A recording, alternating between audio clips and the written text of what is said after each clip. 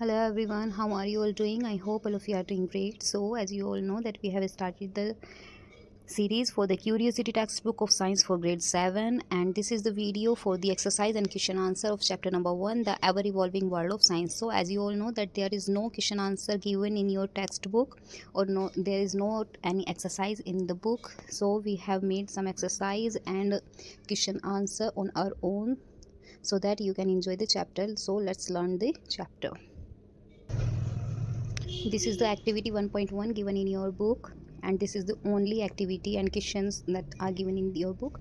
So the first activity is questions the answer. तो answer दिए हुए हैं, इनके क्वेश्चंस आपको बनाने हैं. तो फर्स्ट है जस्ट ऐड सम मिल्क, थोड़ा दूध ऐड करो. तो इसके लिए हम क्या क्वेश्चन बना सकते हैं? What should I do to prepare oatmeal. Oatmeal बनाने के लिए मुझे क्या करना चाहिए? नेक्स्ट आंसर है because the cat's teeth were crooked, क्योंकि कैट का जो टीथ था वो क्रूक हो गया था. तो इसके लिए क्वेश्चन क्या बना सकते हैं? Why did you take your cat to the veterinary doctor. Next is don't panic I have my travel. नहीं है, ये ट्रैवल है. ओके तो इसका क्या होगा? What should we do if we get stranded on a deserted island. क्या होगा अगर हम किसी डेजर्टेड आइलैंड में फंस जाएँ तो.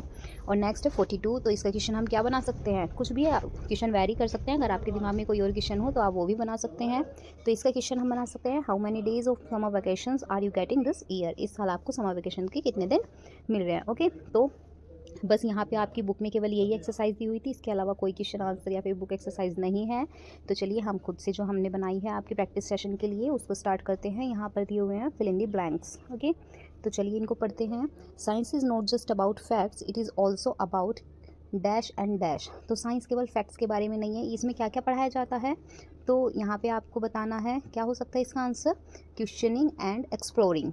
ओके नेक्स्ट है the page number in the book follow the playful flight of a dash and a dash. तो इस बुक के जो पेज नंबर्स हैं वो किसको फॉलो करते हैं? प्लेफुल फ्लाइट हो रही है जो चैप्टर में आपके, तो उसमें किस किस के बारे में बताया गया है? तो एक butterfly and a paper plane. Next है simple observations like paper planes inspired early studies about. तो छोटी छोटी सी जो सिंपल ऑब्जर्वेशंस होती हैं जैसे पेपर से प्लेन बनाकर उड़ाना, तो उनसे किस चीज़ के लिए इंस्पायर हुए थे जो साइंटिस्ट थे? तो इसका आंसर हो जाएगा फ्लाइट के लिए. नेक्स्ट है science promotes a way of thinking that welcomes dash and is open to the dash. तो साइंस किस तरह की थिंकिंग के वे को प्रमोट करता है जिससे आपको क्या होती है?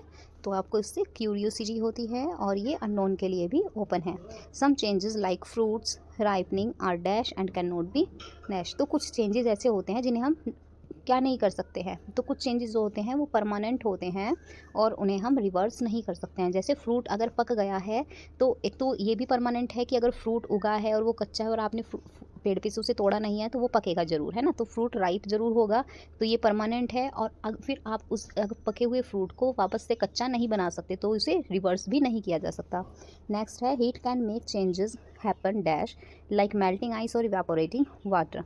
हीट से जो चेंजेस होते हैं वो कैसे होते हैं? जैसे बर्फ़ का पिघलना या फिर इवेपोरेशन होना, तो कैसे होते हैं? फास्ट होता है ना. Animals need to dash and circulate nutrients to survive. Animals को किस किस चीज़ की ज़रूरत होती है सर्वाइव करने के लिए और न्यूट्रिएंट्स को सर्कुलेट करने के लिए?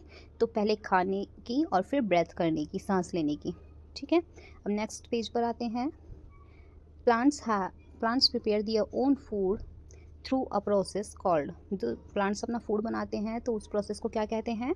That is called photosynthesis. Okay studying light and shadows help people understanding day night and dash. तो जो लाइट और शेडोज़ पढ़े जाते हैं, चैप्टर में भी दिया हुआ है, थोड़ा सा पैराग्राफ दिया हुआ है लाइट्स एंड शेडोज़ के बारे में, तो उनसे पढ़ने से हमें दिन रात और किसके बारे में पता चलता है? एक्लिप्सिस के. एक्लिप्सिस किसको कहते हैं? ग्रहण को, है ना. नेक्स्ट है science is connected to both discovery and dash towards nature and society. तो साइंस किस किस से कनेक्टेड है? एक तो डिस्कवरी से है, नई नई चीज़ों की खोज करने से, और फिर नेचर और सोसाइटी के प्रति जब आप किसी भी चीज़ को बनाएंगे, कुछ नई डिस्कवरीज करेंगे, तो उसके साथ ही आप पर रिस्पॉन्सिबिलिटी खुद ब खुद आ जाती है. अब नेक्स्ट पेज पर आते हैं, वहाँ पर हमने वेरी शॉर्ट क्वेश्चन आंसर लिए हुए हैं. तो चलिए देखते हैं. What is the main M of NCERT class 7 curiosity text book besides giving facts. तो जो आपकी नई ये क्लास 7 की क्यूरियोसिटी टेक्स्ट बुक आई है, इसमें फैक्ट देने का सबसे मेन कारण क्या है? क्या लक्ष्य है कि उन्होंने फैक्ट्स दिए हुए हैं आपको? तो इसका आंसर है class 7 science curiosity book is not just about reading facts, it wants us to stay curious, ask many question, perform experiments and explore the world around us to understand science better in real life. तो जो class 7 की curiosity book है ये केवल facts पढ़ने के बारे में नहीं है, बल्कि ये चाहती है कि हम चीज़ों को जानें, पूछें है ना, और एक्सपेरिमेंट्स करें और खुद से दुनिया को जानने की कोशिश करें। ठीक है। नेक्स्ट है what inspired early scientific explorations of flight.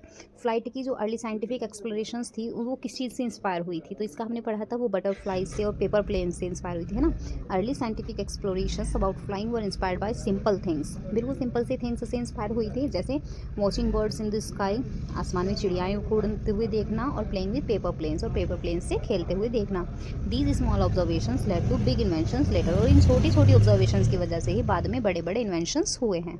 What kind of thinking does science promote, science किस तरह की थिंकिंग को प्रमोट करता है, तो साइंस इस तरह ऐसी थिंकिंग को प्रमोट करता है जिससे क्यूरियोसिटी होती है ना, कुछ जानने की इच्छा बढ़े। Science promotes a way of thinking that welcomes curiosity, it tells us to ask more question, think deeply and stay open to learning new things instead of just memorising. तो साइंस हमें प्रमोट करता है हर ऐसी चीज़ के बारे में सीखने में जिससे हमें और ज़्यादा जानने की इच्छा हो, जिससे हम गहराई से सोचें और नई नई चीज़ों को केवल याद ना करें बल्कि उनसे कुछ सीखें, नई नई चीज़ें। ठीक है। नेक्स्ट देखते हैं, अब यहाँ पर हमने थोड़े से शॉर्ट आंसर्स लिए हुए हैं। ठीक है, तो ये देखते हैं। फर्स्ट है what property of materials to be test using batteries, lamps and wires. तो जब हम बैटरी, लैम्प और वायर्स का यूज़ करते हैं तो हम किस तरह की प्रॉपर्टीज़ को टेस्ट करते हैं, तो when we use batteries, lamps and wires, जब हम इनका यूज़ करते हैं, we are testing whether a material can conduct electricity. तो हम चेक करते हैं कि वे मटेरियल जो है वो इलेक्ट्रिसिटी को कंडक्ट कर सकता है या नहीं कर सकता है। Materials that allow electricity to pass are called conductors. ऐसे मटीरियल जो बिजली को जाने के लिए अलाउ करते हैं उन्हें कंडक्टर्स बोलते हैं, एंड दोज जो डोंट आर कॉल्ड इंसुलेटर्स, और जो अलाउ नहीं करते उनको इंसुलेटर्स बोलते हैं। Why can some changes not be reversed, give an example. कुछ चेंजेस को रिवर्स क्यों नहीं किया जा सकता है, एग्जाम्पल दीजिए। तो जैसे अभी फिलिप्स में हमने पढ़ा था कि कुछ चेंजेस जो होते हैं उन्हें हम रिवर्स नहीं कर सकते हैं, जैसे फ्रूट का पकना, है ना, फ्रूट राइपनिंग होना, तो उसको हम रिवर्स नहीं कर सकते हैं। तो लिखते हैं some changes can not be reversed because they are permanent, क्योंकि वे परमानेंट होते हैं। For example once a fruit ripens और a rock breaks into pebbles, they can not return to their original form again. ठीक है। अब next देखते हैं, how does heat affect the changes happening around us. तो heat हमारे आसपास के चेंजेस को कैसे, जो हमारे आसपास घटित हो रहा है उसको कैसे अफेक्ट करती है। तो heat makes many changes happen faster. तो गर्मी की वजह से, कोई भी मतलब गर्म हो जाने से कुछ चीज़ें तेज़ी से होने लग जाती हैं, जैसे बर्फ़ जल्दी से पिघल जाती है पानी में जब गर्म की जाती है, और पानी जल्दी से इवेपोरेट हो जाता है, भाप बन जाता है ना। Heat gives energy to make changes. तो हीट से क्या होता है, एनर्जी जनरेट होती है जिससे चेंजेस होते हैं। आगे देखते हैं, what are the essential processes animals perform to survive. ऐसी कौन कौन सी प्रोसेस होती हैं जो एनिमल्स को सर्वाइव करने के लिए परफॉर्म करनी पड़ती हैं। तो एनिमल्स को क्या क्या करना पड़ेगा, animals must eat food to get energy. सबसे पहले तो हम हो या एनिमल्स हों, सभी कोई एनर्जी जनरेट करने के लिए फूड खाना पड़ेगा, है ना।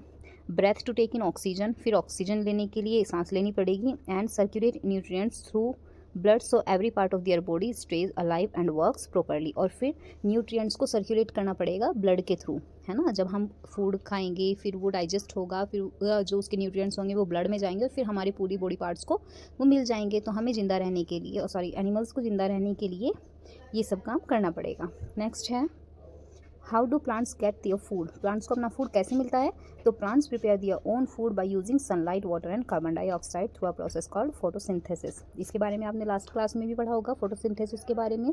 तो प्लांट्स अपना फूड है जो बनाते हैं सनलाइट से, वाटर से, कार्बन डाइऑक्साइड से, और इस प्रोसेस को क्या कहते हैं जब प्लांट्स अपना फूड बनाते हैं, that is called photosynthesis.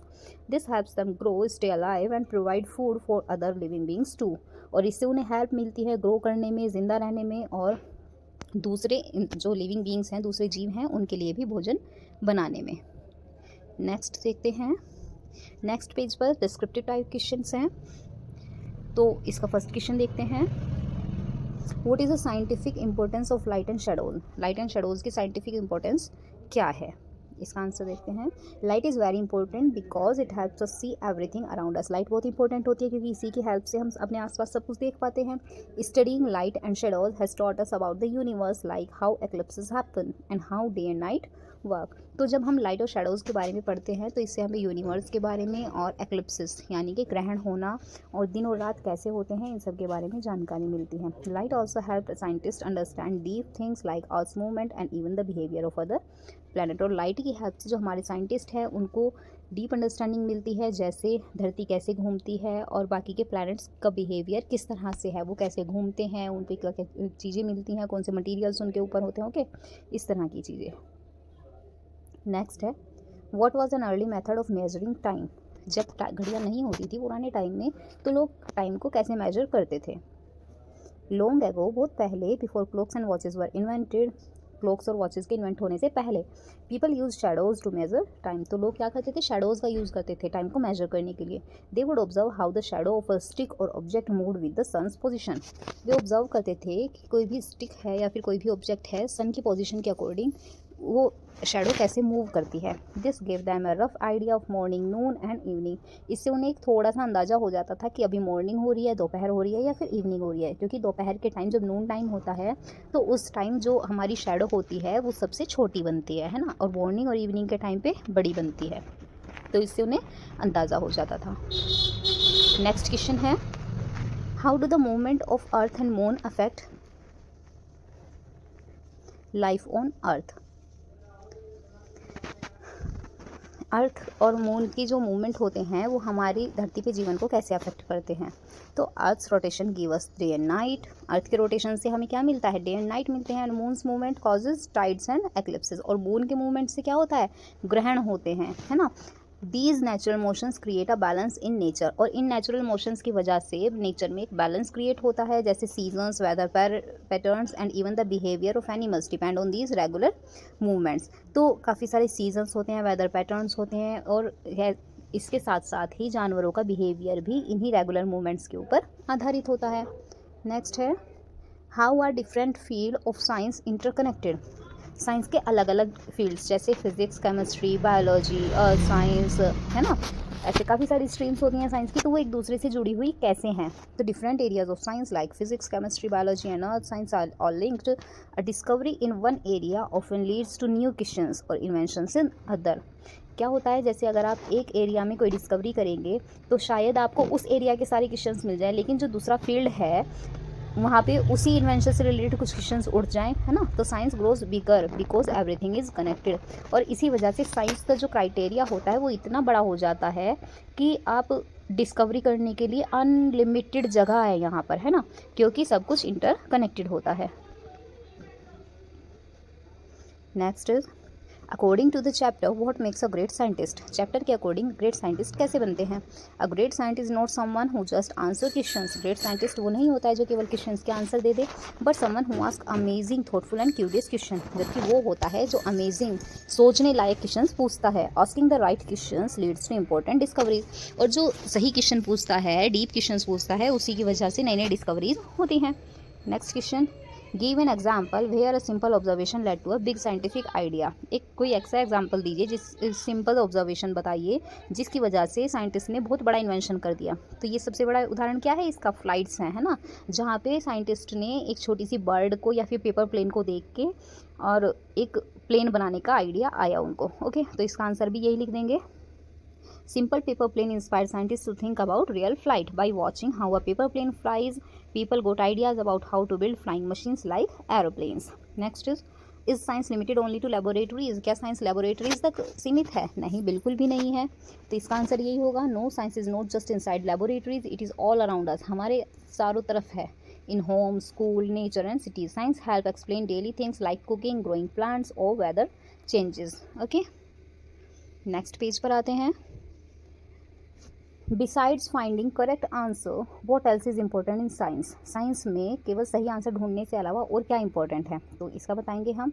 Besides getting correct answers, asking new and interesting question is very important science. तो करेक्ट आंसर्स ढूंढने से अलावा नए नए क्वेश्चन पूछना, इंटरेस्टिंग क्वेश्चन पूछना, क्यूरियस क्वेश्चन पूछना, है ना, वो भी साइंस में बहुत ज़्यादा इंपॉर्टेंट होता है। Question open up new areas to explore and make science a never ending journey. Question की वजह से ही नई नई एक्सप्लोरेशंस होती हैं और साइंस एक नेवर एंडिंग जर्नी जो कभी ख़त्म ही नहीं होती, ऐसी वाली यात्रा बन जाती है। नेक्स्ट है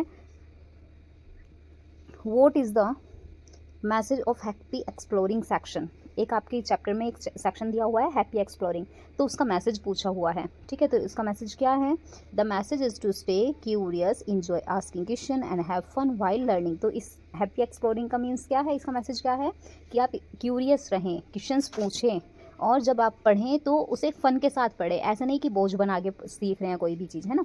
science is not just for exams but for understanding the amazing world we live in. Science केवल एग्ज़ाम्स में पढ़ने के लिए नहीं होता है, बल्कि जिस दुनिया में हम रह रहे हैं उसके बारे में समझने के लिए भी होता है। So with this students, we have done the chapter number 1 of class 7 curiosity exercise and question answer. I hope you are liking our videos. If you are doing so, please like, share and subscribe our channel. And I hope that you have watched all the previous videos. If you have not, please go through the links given in the description box. Thank you so much.